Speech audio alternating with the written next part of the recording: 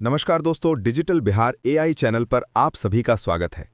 आज हम बात करेंगे भारत के महान व्यक्तित्व, महान चिंतक, विधिवेत्ता, समाज सुधारक और हमारे संविधान निर्माता भारत रत्न डॉक्टर भीमराव रामजी अंबेडकर की, जिन्हें हम प्यार और सम्मान से बाबा साहेब कहते हैं। उनकी कहानी केवल एक इंसान की जीवन गाथा नहीं है, बल्कि यह उस संघर्ष की दास्तान है जिसने लाखों करोड़ों शोषित, वंचित और पीड़ित लोगों को हक और सम्मान दिलाया। आइए शुरू करते हैं बाबा साहब की प्रेरणादायी जीवन यात्रा। जन्म और परिवार की पृष्ठभूमि। डॉक्टर भीमराव अंबेडकर का जन्म 14 अप्रैल 1891 को मध्य प्रदेश के महू छावनी, अब डॉक्टर अंबेडकर नगर में हुआ था। उनके पिता का नाम रामजी मालोजी सकपाल और माता का नाम भीमाबाई था। वे महार जाति से थे, जिसे उस समय अछूत या दलित माना जाता था। बचपन से ही बाबा साहेब ने भेदभाव को अपनी आंखों से देखा। विद्यालय में उन्हें ऊंची जाति के बच्चों के साथ बैठने नहीं दिया जाता था। यहां तक कि उन्हें प्यास लगने पर खुद कुएं से पानी भरने की इजाजत नहीं थी। कोई ऊंची जाति का व्यक्ति ही उनके लिए पानी भरता था। ये अनुभव उनके मन पर गहरी छाप छोड़ गए, लेकिन उन्होंने कभी हार नहीं मानी और शिक्षा को अपना हथियार बनाया। शिक्षा का संघर्ष। बाबा साहेब पढ़ाई में शुरू से ही बेहद तेज थे। उनके पिता ने कठिनाइयों के बावजूद उन्हें पढ़ने के लिए प्रेरित किया। उन्होंने प्राथमिक शिक्षा सतारा से पूरी की, फिर एल्फिंस्टन हाई स्कूल मुंबई से मैट्रिक की परीक्षा पास की। वे अपनी जाति से पहले छात्र थे जिन्होंने ये उपलब्धि हासिल की। इसके बाद उन्होंने एल्फिंस्टन कॉलेज मुंबई से बीए किया। यहां भी उन्हें छुआछूत का सामना करना पड़ा, लेकिन उनका हौसला अडिग रहा। 1913 में वे उच्च शिक्षा के लिए अमेरिका गए। कोलंबिया यूनिवर्सिटी न्यूयॉर्क से उन्होंने एमए और पीएचडी की उपाधि प्राप्त की। उनका शोध विषय था भारत के वित्तीय तंत्र का अध्ययन। बाद में वे लंदन स्कूल ऑफ इकोनॉमिक्स और ग्रेज इन लंदन से डीएससी और बैरिस्टर लॉ के डिग्री लेकर लौटे। इस तरह वे दुनिया के सबसे शिक्षित भारतीयों में से एक बन गए। सामाजिक भेदभाव का अनुभव। विदेश में बाबा साहब को जातिवाद और छुआछूत का सामना नहीं करना पड़ा। लोग उन्हें केवल एक छात्र, एक विद्वान और एक इंसान की तरह देखते थे। लेकिन भारत लौटते ही फिर वही भेदभाव शुरू हो गया। उन्हें सरकारी नौकरी मिली, परंतु उनकी जाति जानकर लोग उन्हें नीचा दिखाते। यहां तक कि एक बार ट्रेन में पानी नहीं मिलने पर उन्हें अपमानित होना पड़ा।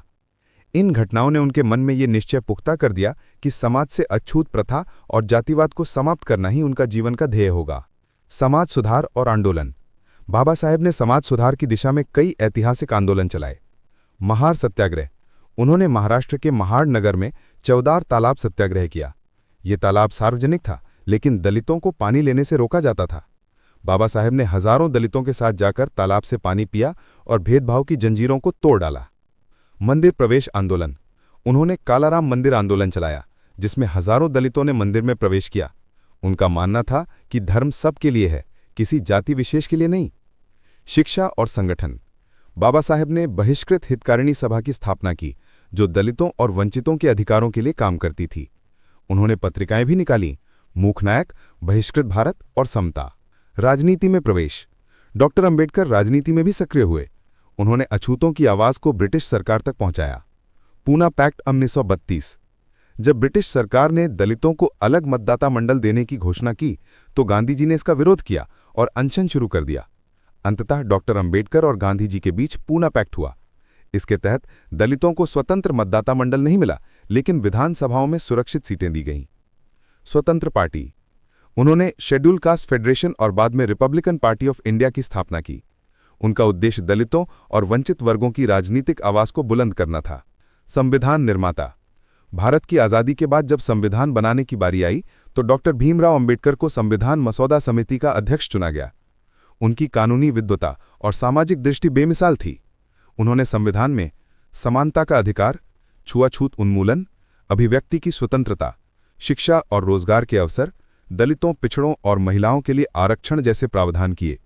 26 जनवरी 1950 को भारत का संविधान लागू हुआ और डॉक्टर बाबा साहब को भारत का संविधान निर्माता कहा गया। महिला सशक्तिकरण। डॉक्टर अंबेडकर महिलाओं के अधिकारों के बड़े समर्थक थे। उन्होंने हिंदू कोड बिल लाने की कोशिश की, जिसमें महिलाओं को संपत्ति में समान अधिकार, विवाह और तलाक में स्वतंत्रता देने का प्रावधान था। हालांकि उस समय यह बिल पारित नहीं हो पाया, लेकिन आज के कानूनों में उनकी दूरदर्शिता झलकती है। धर्म परिवर्तन और बौद्ध धर्म। बाबा साहेब का मानना था कि जातिवाद का मूल कारण हिंदू धर्म की वर्ण व्यवस्था है। उन्होंने कहा, मैं हिंदू पैदा हुआ हूं, लेकिन हिंदू मरूंगा नहीं। 14 अक्टूबर 1956 को नागपुर में उन्होंने और उनके साथ लाखों अनुयायियों ने बौद्ध धर्म को अपनाया।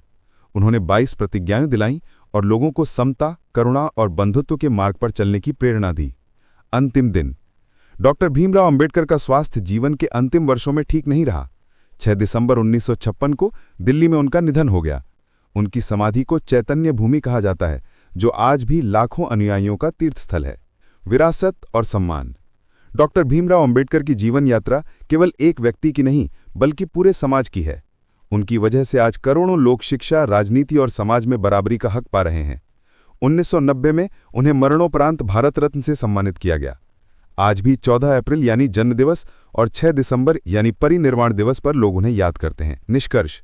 डॉक्टर भीमराव अंबेडकर का जीवन हमें ये सिखाता है कि कठिनाइयां चाहे कितनी भी हों, शिक्षा और संघर्ष से सब कुछ बदला जा सकता है। इंसान की पहचान उसकी जाति से नहीं, बल्कि उसके कर्म और ज्ञान से होती है।